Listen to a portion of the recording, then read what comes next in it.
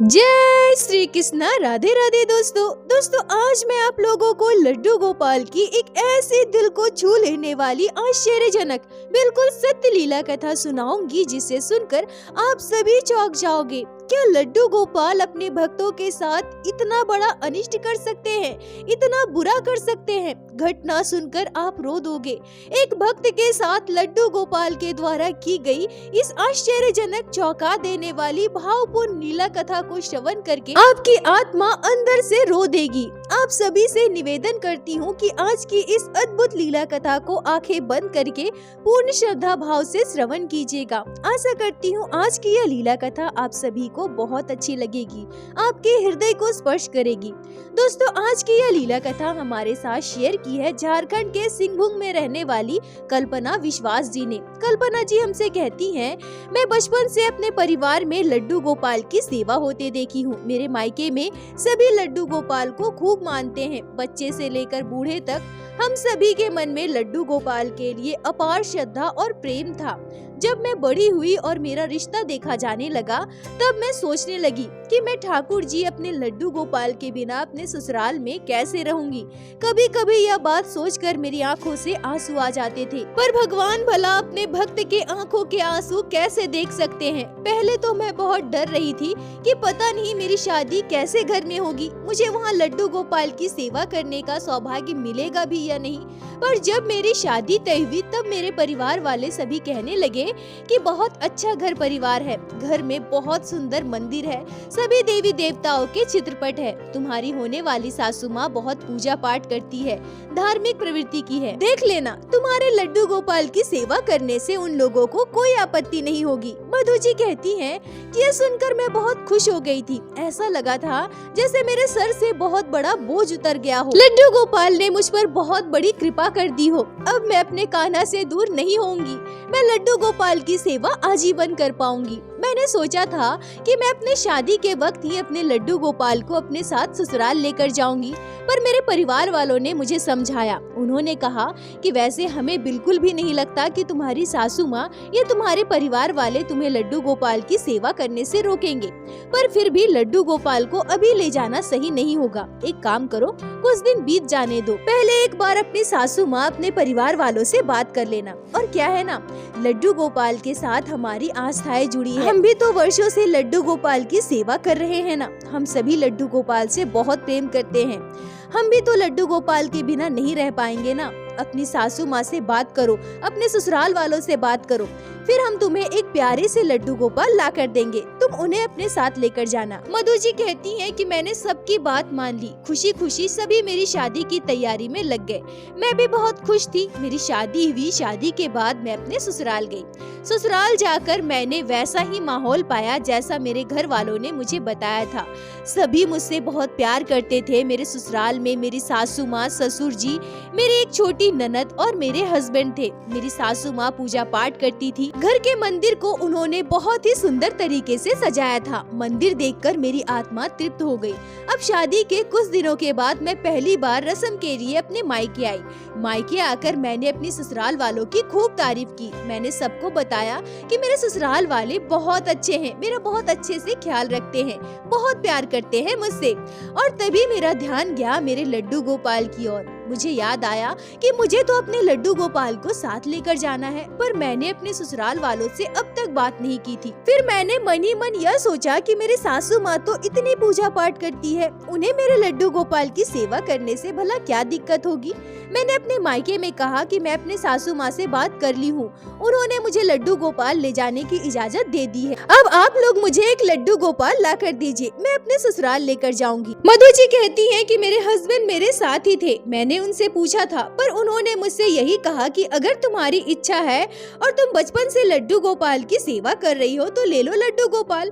हमारे घर में सभी पूजा पाठ करते हैं, किसी को भी कोई आपत्ति नहीं होगी। मधु जी कहती हैं कि उसके बाद मैं बहुत ही उत्साह से श्रद्धा पूर्वक लड्डू गोपाल को अपने ससुराल लेकर गई। पर ये क्या, मैंने जो सपने में भी नहीं सोचा था मेरे जीवन में वही हुआ। जब मैं लड्डू गोपाल को लेकर अपने ससुराल गई तब मेरी सासू माँ ने मुझसे कुछ भी नहीं कहा। मैं लड्डू गोपाल को ले जाकर सीधे हमारे घर के मंदिर में विराजित कर दी। पर जैसे ही मैं लड्डू गोपाल को मंदिर में विराजित कर वहाँ से बाहर आने लगी तब मेरी सासू माँ कहती है, बहू तुम लड्डू गोपाल को अपने मायके से लेकर तो आई हो, पर तुम्हें पता है ना हमारे घर में भगवान के चित्रपट की पूजा होती है, फिर तुम विग्रह क्यों लेकर आई? लड्डू गोपाल के विग्रह की सेवा करना बहुत कठिन होता है। लड्डू गोपाल छोटे से शिशु के समान है, उनकी हर एक छोटी सी छोटी जरूरतों का ध्यान रखना पड़ता है। और अगर जरा भी कुनियम हो जाए, अगर हम ऐसा ना कर पाए तो हमारे साथ बहुत बड़ा अनिष्ट हो सकता है। क्या तुम्हें ये सब पता नहीं है बहू? देखो बहू, मैं इतनी पूजा पाठ करती हूँ, क्या मैं लड्डू गोपाल के विग्रह को नहीं ला सकती थी? बिल्कुल ला सकती थी, पर मैंने कुछ सोच कर ही नहीं लाया होगा ना। फिर तुम मुझसे बिना पूछे लड्डू गोपाल कैसे ला सकती हो? हमारा सुखी संपन्न परिवार है, भगवान की कृपा से किसी चीज की कमी नहीं है और मनुष्य मात्र से छोटी मोटी गलतियां हो जाती है। हम नहीं चाहते कि हमारे घर लड्डू गोपाल की सेवा में जरा भी चूक हो और हमारे सुखी संसार में कोई भी विपत्ति आए। बहू तुम मेरी बेटी की समान हो, मैं तुम्हें बहुत मानती हूँ, इसलिए अच्छे से समझा रही हूँ। देखो बेटा, इस बार मायके जाओ या फिर तुम्हारे मायके से कोई भी आए ना तो लड्डू गोपाल को अपने मायके भेज देना। तब तक तुम अच्छे से लड्डू गोपाल की सेवा पूजा करो, मुझे कोई आपत्ति नहीं है, ठीक है ना? समझ गई ना? मधु जी कहती हैं कि बड़े प्यार से मेरी सासू माँ ने यह सारी बातें मुझे समझाई और अपने कमरे में चली गई। पर मेरा क्या, अब मैं क्या करूं? लड्डू गोपाल को मैं इतने श्रद्धा भाव से अपने साथ लेकर आई थी। मैं लड्डू गोपाल की सेवा वर्षों से करती हूँ, उनसे इतना प्रेम करती हूँ। मैं भला अपने कान्हा को वापस अपने मायके कैसे भेज सकती हूँ? मैं अपने लड्डू गोपाल के बिना बिल्कुल भी नहीं रह सकती। और मेरे मायके वाले क्या सोचेंगे? मैंने अपने ससुराल वाले की इतनी तारीफ की है और अगर लड्डू गोपाल को मैं वापस ले जाकर दे दूंगी तो बहुत बुरा लगेगा। मायके में पहले से लड्डू गोपाल है, अब वहाँ 2 लड्डू गोपाल की सेवा कैसे होगी? और भला मेरा क्या, मैं लड्डू गोपाल के बिना नहीं रह पाऊंगी, मैं अपने कान्हा के बिना नहीं रह पाऊंगी। नहीं, मैं इतने प्यार से लड्डू गोपाल को घर लेकर आई हूँ, अब जो भी हो जैसे भी हो मैं लड्डू गोपाल की सेवा करूंगी। मधु जी कहती है कि मैंने अपने दिमाग में ठान लिया था कि मैं लड्डू गोपाल की सेवा तो करूंगी ही, पर मेरे ससुराल वाले को यह लग रहा था कि मैं जल्द ही लड्डू गोपाल को अपने मायके भेजने वाली हूँ। पर इस दौरान मेरी सासू माँ लड्डू गोपाल की सेवा में मेरा पूर्ण सहयोग करती थी। वो बिल्कुल भी नहीं चाहती थी कि लड्डू गोपाल की सेवा में जरा भी त्रुटि हो। एक दिन मेरी सासू माँ ने मुझसे फिर से पूछा, बहू कुछ दिनों बाद तुम्हारे मम्मी पापा आने वाले हैं ना? देखो मैं उनके सामने तुम्हें कुछ भी नहीं कहूँगी, पर तुम्हें याद है ना लड्डू गोपाल को वापस भेजना है, इस बात का ध्यान रखना। मधु जी कहती है कि पहले तो मैंने यह सोचा था कि कुछ दिन जब हमारे घर लड्डू गोपाल की सेवा होने लगेगी, मेरे सासू माँ भी मेरे साथ साथ लड्डू गोपाल की सेवा करेंगी, तो फिर शायद वो नहीं चाहेंगी कि लड्डू गोपाल हमारे घर से दोबारा मेरे मायके वापस जाए। मेरे मन में हजारों चिंताएं चलती रहती थी और इसी कारण ना मैं किसी से ठीक से बात कर पाती थी, ना ही किसी से घुल मिल पाती थी। और मेरे ऐसे व्यवहार के कारण मेरे ससुराल वालों को यह लगता था कि मैं घमंडी हूँ, अपने आप में रहती हूँ, किसी से बात नहीं करती, किसी से मतलब नहीं रखती। और यहीं से कहीं न कहीं मेरी सासू माँ के मन में मेरे लिए द्वेष पनपने लगा। और फिर कुछ दिनों बाद मेरे मम्मी पापा हमारे घर आए। कुछ घंटे हमारे घर रुकने के बाद वापस घर चले गए। पर मेरे मम्मी पापा के घर जाते ही मेरी सासू माँ मुझ पर बहुत चिल्लाती है, बहुत मुझे डांटती है, मुझसे कहती है कि तुम कैसी लड़की हो, हम सभी तुमसे कितना प्यार करते हैं, तुम्हारा कितना ध्यान रखते हैं, फिर भी तुमने मेरी एक बात नहीं मानी। और मैं कई दिनों से देख रही हूँ ना तुम ठीक से बात करती हो, ना ही किसी से मतलब रखती हो, हमेशा मुंह फुलाए बैठे रहती हो। किस बात का इतना घमंड है तुम्हें? और घमंड चाहे किसी भी बात का हो, मुझे उससे कोई लेना देना नहीं है। मैंने कहा था ना लड्डू गोपाल को वापस भेजना है, तुमने ऐसा क्यों नहीं किया? और मैं अपने मुंह से तुम्हारे मायके वालों को कुछ भी नहीं बोलना चाहती। अच्छा यही होगा कि तुम खुद लड्डू गोपाल को अपने मायके छोड़ कर आओ। बताओ कब जाना है, कल जाओगी, परसों जाओगी, कब जाओगी? मैं बिल्कुल भी देरी बर्दाश्त नहीं करूंगी। तुम जाओ और अपने लड्डू गोपाल को रख कर आओ। मधु जी कहती है कि ऐसा कहकर मेरी सासू माँ मुझे खूब डांटती है। मैं चुपचाप खड़ी, मेरी आंखों से आंसू बह रहे थे। मैं क्या करूं, मुझे कुछ भी समझ नहीं आ रहा था। तभी 3-4 दिनों के बाद मेरे हस्बैंड मुझसे कहते हैं, मधु मम्मी ने तुमसे कुछ कहा है ना, फिर चलो तुम्हारे मायके जाना है। मधु जी कहती है कि जब मेरे हस्बैंड ने ऐसा कहा तो मैं बिल्कुल डर गई। अब मैं क्या करूं, अपने मायके किस मुंह से जाऊं, किस मुंह से अपने लड्डू गोपाल को मायके में छोड़ कर आऊं। पर घर पर इतना दबाव था, ऊपर से मेरे हस्बैंड भी अपने माता पिता की बात मान रहे थे। फिर मैं मजबूर होकर अपने लड्डू गोपाल को साथ लेकर मायके गई। अचानक से हमें देखकर मेरे मायके वाले बहुत खुश हो गए। अच्छे से हमारा आदर सत्कार हुआ, पर कहीं न कहीं मुझ में हिम्मत बिल्कुल भी नहीं हुई कि मैं लड्डू गोपाल को वहाँ छोड़ने की बात कहूँ। और तो और जब मैं लड्डू गोपाल से दूर जाने का सोचती भी थी तो मेरा दिल जोर जोर से धड़कने लगता था, आंखों से अपने आप आंसू बहने लगते थे। मैं अपने कान्हा के बिना बिल्कुल नहीं रह पाऊंगी। मैं कान्हा के बिना रहने का कल्पना भी नहीं कर सकती। मधु जी कहती हैं कि मैंने मन ही मन मान लिया था कि मेरी सासू माँ चाहे जितना भी गुस्सा करे, मैं लड्डू गोपाल को अपने मायके छोड़कर नहीं जाऊंगी। और फिर मैं लड्डू गोपाल को लेकर वापस घर जाने लगी। मेरे हस्बैंड रास्ते में मुझसे कहते हैं कि मम्मी ने तुमसे क्या कहा था, लड्डू गोपाल को वहाँ छोड़कर आना था ना, पर तुम मम्मी की बात क्यों नहीं मानी? आज तक मैंने मम्मी के विरुद्ध जाकर कोई काम नहीं किया है। वो हमारा भला चाहती है, वो अगर कुछ बोल रही है तो तुम्हें सुनना चाहिए था ना। अब मैं क्या ही बोलूं, तुम मुझसे कोई भी उम्मीद मत रखना। मधु जी कहती हैं कि मेरे हस्बैंड ने भी रास्ते में मुझे इतना कुछ कह दिया, मुझे इतना सुना दिया। अब मैं और ज्यादा डर गई और डरते हुए घर वापस गई। हम जैसे ही घर पहुँचे और मेरी सासू माँ ने मेरी गोद में लड्डू गोपाल को देखा, वो बहुत गुस्सा हो गई, मुझे डांटने लगी। उन्होंने मुझे कई बातें कही। उन्हें तो बस यही लग रहा था कि मैं अपने मन का कर रही हूँ, उनकी बात नहीं सुन रही हूँ, उनका अपमान कर रही हूँ, अपनी जिद पर अड़ी हूँ। उन्होंने मुझे बहुत बातें सुनाई, पर मैं चुपचाप रोते हुए सब कुछ सुन ली, क्योंकि मैं निरुपाय थी, मेरे पास कोई रास्ता नहीं था। मैं रोते हुए लड्डू गोपाल को मंदिर में विराजित करने जा रही थी, तभी मेरी सासू माँ कहती है कि नहीं, हमारे घर के मंदिर में लड्डू गोपाल बिल्कुल भी विराजित नहीं होंगे। तुम्हें पता है ना लड्डू गोपाल, इनका जरा भी अनादर नहीं होना चाहिए और हम अपने सर कोई भी पाप लेना नहीं चाहते। तुम अपने मायके से लड्डू गोपाल लेकर आई हो, कुछ भी गलती होगा तो सारा दोष तुम्हारे मायके वालों को जाएगा, तुमको जाएगा, यह तुम याद रखना। मैं अब भी कह रही हूँ कि बेहतर यही होगा लड्डू गोपाल को अपने मायके भेज दो। हमारे घर के मंदिर में लड्डू गोपाल बिल्कुल भी नहीं रहेंगे। मधु जी कहती है कि फिर मैं अपनी सासू माँ से कुछ भी नहीं कहती हूँ। मैं बहुत डर गई थी, कान्हा को लेकर अपने कमरे में चली गई और वहीं हमारे कमरे के एक कोने में टेबल था, उसी के ऊपर मैंने लड्डू गोपाल को विराजित कर दिया और वहीं मैं कान्हा की सेवा करने लगी। पर अब मेरी सासू माँ का व्यवहार मेरे लड्डू गोपाल के लिए पूरी तरह से बदल चुका था। मेरी सासू माँ बाल गोपाल की सेवा में मेरा जरा भी सहयोग नहीं करती थी। उन्होंने मुझसे साफ साफ कह दिया था कि अब से मैं तुम्हारे लड्डू गोपाल को स्पर्श भी नहीं करूंगी। हम किसी भी तरह का पाप अपने सर नहीं ले सकते हैं। तुम्हें जो करना है तुम वैसा करो, हमसे कोई भी उम्मीद मत रखना। मधु जी कहती है कि अब मेरे सर बहुत बड़ी विपत्ति आ गई। अभी तो मैं लड्डू गोपाल की सेवा कर रही हूँ, पर उन दिनों जब मैं लड्डू गोपाल को स्पर्श नहीं कर पाऊंगी तो मेरे कान्हा की सेवा कौन करेगा? यह सोचकर मैं बहुत परेशान थी। अंदर ही अंदर मुझे यह बात खाए जा रही थी और अंततः वो दिन भी आ गया जब मेरा मासिक धर्म शुरू हो गया। संध्या के 7 बज रहे थे, मेरा मासिक धर्म शुरू हो गया। अब मैं क्या करूं? मेरे कान्हा को दूध का भोग कैसे लगाऊं? मेरे लड्डू गोपाल को कैसे सुलाऊं? मैं दौड़कर अपनी सासू माँ के पास गई और उन्हें पूरी बात बताई। तब मेरी सासू माँ कहती है, मैंने तुमसे पहले ही कहा था ना, ये सब इतना आसान नहीं है और मुझसे तो बिल्कुल भी उम्मीद मत करो। हमारे घर जो पहले से भगवान के चित्रपट हैं, मैं उन्हीं को संतुष्ट रख पा रही हूँ, यही मेरे लिए बहुत बड़ी बात है। घर में किसी तरह की कमी नहीं है, पर अब हमारे घर में लड्डू गोपाल की सेवा बिल्कुल भी नहीं कर सकती। ये बहुत बहुत कठिन होता है। मैं अपने हाथों कोई भी पाप नहीं कर सकती हूँ, इसलिए अब तुम्हें जो करना है, जैसे करना है तुम वैसे करो। मैं तुम्हारे लड्डू गोपाल को ना ही स्पर्श करूंगी, ना ही उनकी सेवा में तुम्हारा सहयोग करूंगी।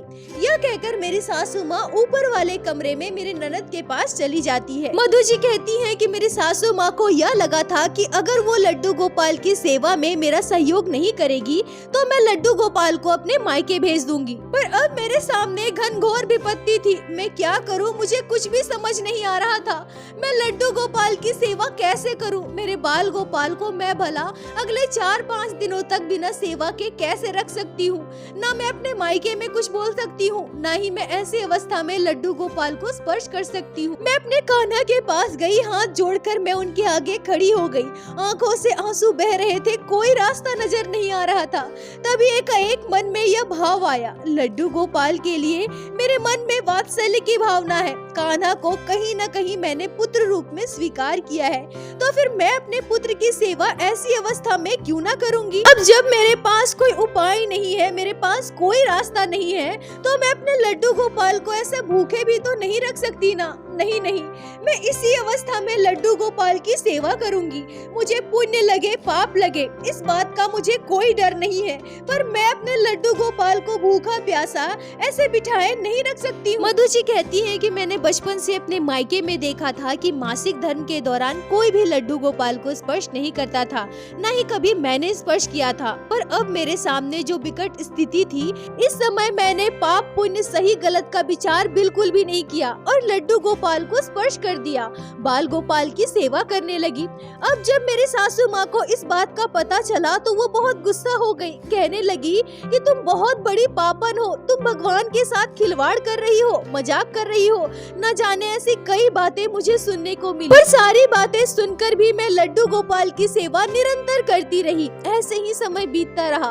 अपने हर मासिक धर्म में मैं लड्डू गोपाल को स्पर्श करती थी, उनकी नित्य सेवा करती थी, जैसा मैं हमेशा किया करती हूँ। मेरी शादी के लगभग 1 वर्ष बीत गए थे, पर अब सबसे बड़ी समस्या यह उत्पन्न हो गई थी कि मैं गर्भवती नहीं हो पा रही थी।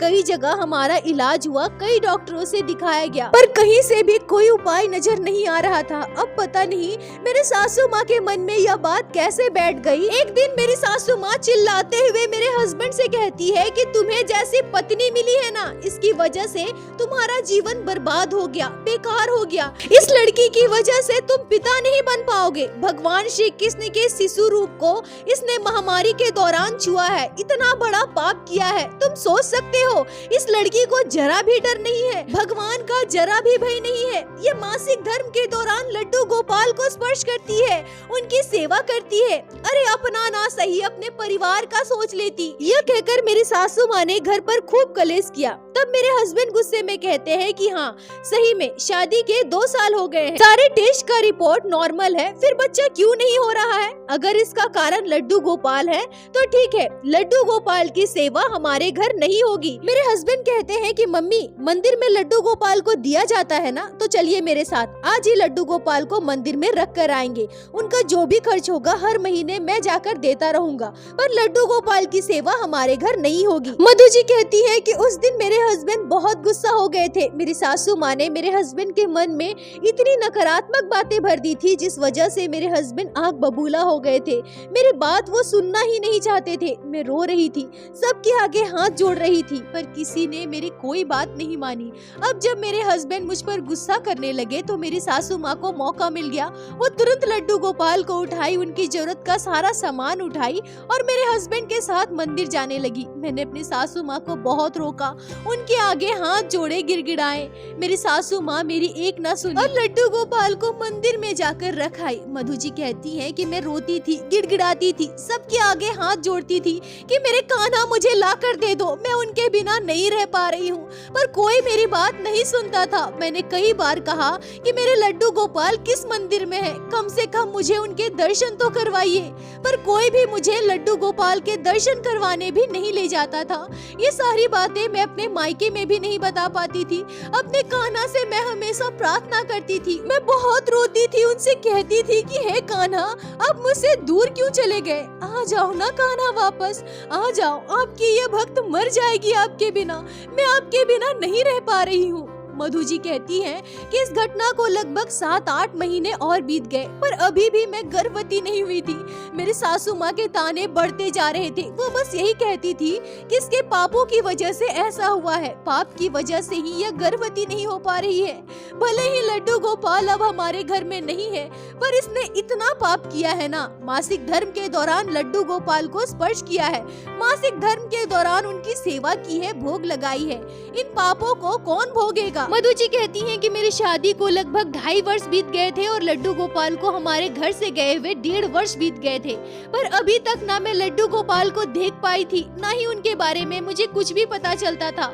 अपने हस्बैंड से मैं बार-बार जिद करती थी, उनसे पूछती थी, तो वो बस मुझसे यही कहते थे कि तुम्हारे लड्डू गोपाल मंदिर में है। ठीक है, मैं बीच-बीच में जाकर उनके लिए मंदिर में दान दे आता हूँ। मन में कहीं न कहीं उम्मीद था कि अगर मुझे एक संतान हो जाए तो मैं फिर से लड्डू गोपाल को अपने घर लाकर उनकी सेवा कर पाऊंगी, पर कहीं से भी कोई रास्ता नजर नहीं आ रहा था। सासू माँ के ताने और बढ़ते जा रहे थे, परिवार समाज का दबाव बढ़ता जा रहा था। एक संतान के लिए मैं बहुत रोती थी, बहुत तड़पती थी, अपने कान्हा के लिए बहुत रोती थी। तभी एक दिन हमारे जीवन में एक बहुत बड़ा चमत्कार हुआ। हमारे परिवार में एक आश्चर्यजनक घटना घटी। मेरी सासू माँ सुबह के लगभग 4 बजे हमारे कमरे का दरवाजा जोर जोर से खटखटाती है। मैं और मेरे हस्बैंड दोनों घबराकर दरवाजा खोलते हैं तो मेरी सासू माँ बिल्कुल घबराई हुई, पसीने से लथपथ दरवाजे के बाहर खड़ी थी और दरवाजा खुलते ही वो कमरे के अंदर जाकर जमीन पर बैठ गई। उन्हें पसीना आ रहा था, हाथ पाँव कांप रहे थे।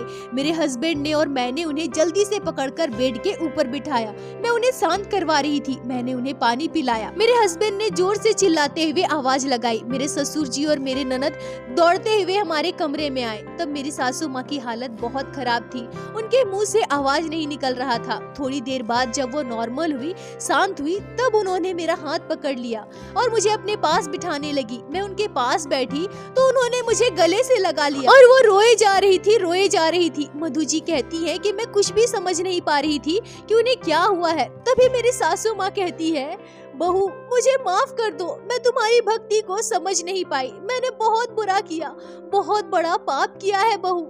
तुम्हें पता है आज तुम्हारी वजह से मुझे भगवान श्री कृष्ण के साक्षात दर्शन हुए हैं।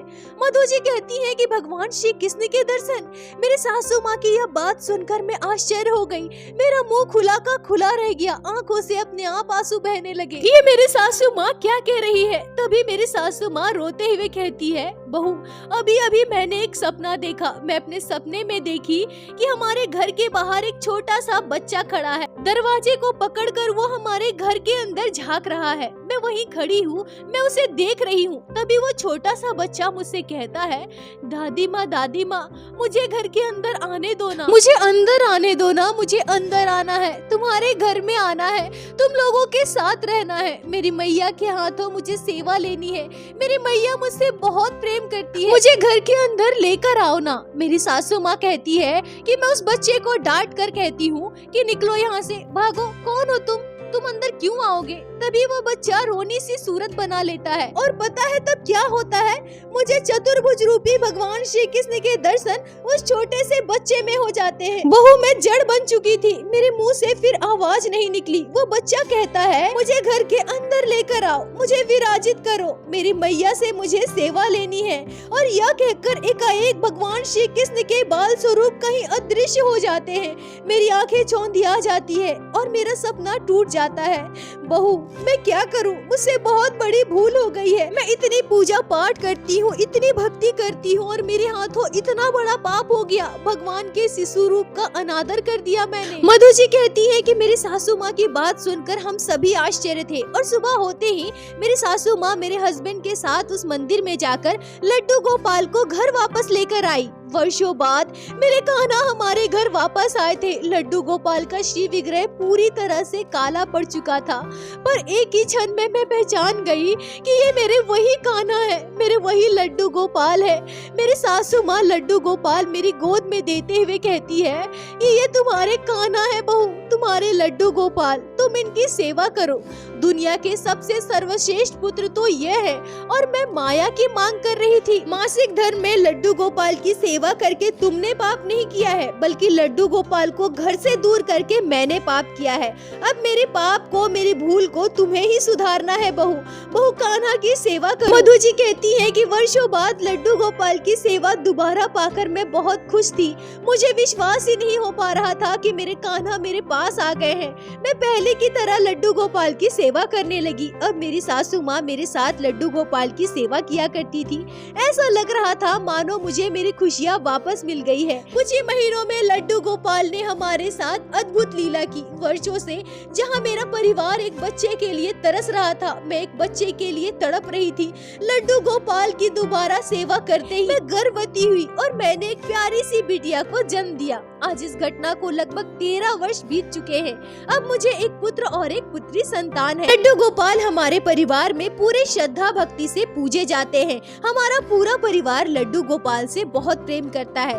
परंतु 2021 कोरोना महामारी में मेरी सासू माँ हम सभी को छोड़कर चली गई। मेरी सासू माँ की मृत्यु हो गई। लड्डू गोपाल से मैं बस यही प्रार्थना करूंगी कि हे कान्हा, आपने मुझे मैया कहा है, मैया के रूप में मुझे स्वीकारा है, तो पुत्र बनकर हमेशा मेरे साथ रहना। मेरे परिवार पर अपनी कृपा दृष्टि बनाए रखना। मधु जी, आपका बहुत बहुत धन्यवाद जो आपने लड्डू गोपाल की इस अद्भुत लीला को हमारे साथ शेयर की, जिसे मैं हमारे चैनल के माध्यम से बाकी सारे भक्तों तक पहुंचा सकी। अपना साथ और प्यार ऐसे ही बनाए रखें। दोस्तों, आज की यह घटना हृदय को स्पर्श कर लेने वाली है। बाल गोपाल की इस अद्भुत लीला को सुनकर आंखों में आंसू आ गए, हृदय तृप्त हो गया। दोस्तों, आप सभी के इस घटना पर क्या विचार है, क्या राय है, आप लोग कमेंट में जरूर बताएं। मुझे आप सभी के कमेंट का इंतजार रहता है। और एक बार मेरे साथ प्रेम से कहिए, बोलो बाके बिहारी लाल की जय, लड्डू गोपाल की जय, जय जय श्री राधे। दोस्तों, यदि आप लोगों को आज की यह लीला कथा अच्छी लगी हो, आपके हृदय को स्पर्श की हो, तो कृपया वीडियो को लाइक करके अपने दोस्तों के साथ शेयर अवश्य करें, जिससे बाकी भक्त भी लड्डू गोपाल की इस अद्भुत लीला कथा को श्रवण कर सके। और हमारे चैनल को सब्सक्राइब करें, जिससे प्रतिदिन आप लोग हमारे चैनल पे श्री बाके बिहारी श्री लड्डू गोपाल की लीला कथा सुन सके। दोस्तों, यदि आपके जीवन में घटी हो कोई भी चमत्कारी घटना या लड्डू गोपाल ने कभी भी की हो कोई भी लीला, जिसे आप हम सभी के साथ शेयर करना चाहते हैं, तो कृपया हमें इंस्टाग्राम पे मैसेज करें। हम आपसे कांटेक्ट करेंगे और आपकी उस लीला कथा को हमारे चैनल पे बाकी सारे भक्तों के साथ शेयर अवश्य करेंगे। लड्डू गोपाल की कृपा आप पर और आपके पूरे परिवार पर बनी रहे। राधे राधे दोस्तों।